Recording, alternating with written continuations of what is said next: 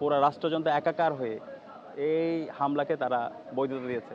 উপায় করার হুমকি দেওয়া হয় এবং পরবর্তীতে তার জীবনের নিরাপত্তার জন্য শাহবাগ থানায় জিডি করতে চাই। তার সাথে হল সংসদ এবং ডাকসুর বিভিন্ন পর্যায়ের নেতাকর্মী উপস্থিত ছিল।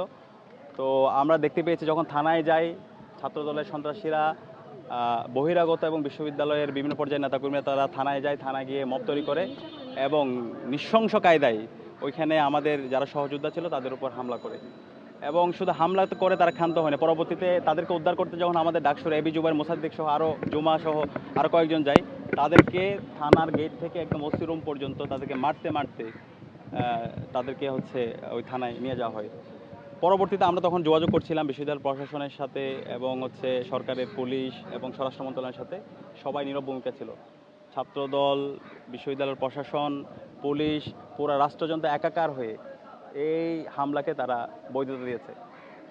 এরপরে আমরা যে হামলা করেছে, যারা এই নৃশংস কায়দায় ছাত্রদলের সন্ত্রাসীরা যারা হামলা করেছে, এই হামলার পরে আমরা তাদেরকে উদ্ধার করতে গিয়েছিলাম।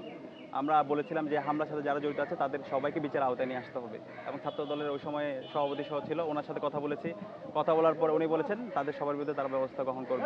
কারণ এই থানার মধ্যে যদি এই ধরনের একজন নাগরিকের আইনের অধিকার না থাকে, তার বিচারের অধিকার না থাকে, তাহলে বাংলাদেশের আইন কোথায়, বিচার কোথায়?